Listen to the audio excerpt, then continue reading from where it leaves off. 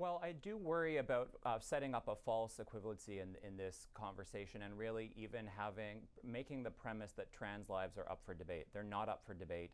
Human rights aren't up for debate. It is a controversial topic. Students have been given permission to tell faculty members and others what pronouns they're to be addressed by, and they're multiplying rapidly out of control. The trans people are demanding, but we don't see any commensurate. They're bad from an ethical perspective. There are a great many people killing themselves who are lesbian, who are gay men, who are bisexuals, who are not happy with this, and who wish the T would just go away. Transgender issues are not our result of anti-trans hatred. There's not a third option. Probably will not be long for they're burning rainbow flags in people's yards. What hoops do you want us to jump through? Those are my pronouns. Going after people who are powerless, who are already dealing with extreme violence against them to the point where they're getting murdered.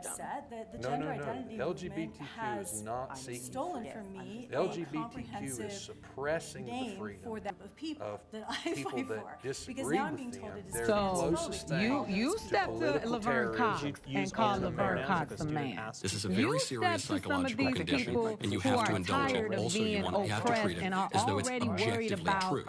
Back because of all of these insecure men who are murdering them. This person now needs to feel like there's a place for them to go that's safe. People say, oh, well, even if a person is trans, you should have the decency and the respect to call them by their preferred pronoun. I don't play that game.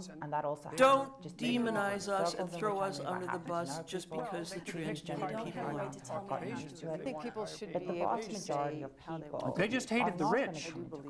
Resentful and uninformed, though. Yes, well, the resentful part is the willingness to pull down any structure like you can challenge a gender norm because of resentment without about not being on the top. Actually thinking that you are a different sex. We're talking about half the population. I think that number is going to be something that evolves as we evolve and our language evolves and we give people the room to come forward and express who they are. How prevalent is transgenderism in our world? Discrimination, the Human Rights Code says, happens when a person experiences negative treatment or impact, intentional or not, because of their gender identity or gender expression. It can be direct and obvious or subtle and hidden, but harmful just the same. It can also happen on a bigger systemic level, such as organizational rules or policies that look neutral but end up excluding trans people. Organizations are liable for any discrimination and harassment that happens. They are also liable for not accommodating a trans person's needs unless it would cause undue hardship. Have you recently had a bank employee accuse you of trying to masquerade as yourself at a bank and then locking down your ATM card and credit card so that you can't use any money? Those are the sorts of problems that trans people face every day. As far as I can tell, gender expression is best summarized in a single word: fashion. And therefore they feel disrespected, and therefore this affects their life in a very real way? Prior to the legalization of gay marriage. The argument is they have mental conditions, right? They're psychologically damaged. They would compare them to animals. Prowl this person did. Okay, I presume it was a man because it wasn't a very short human being. They're going to just get aggressive and hopefully you'll be scared and run away. Fetishes out there. They're sterilizing How are we 11-year-olds supposed to because they want to shop in the wrong aisle at Toys R Us. Reasonable sense. There is no rational defense.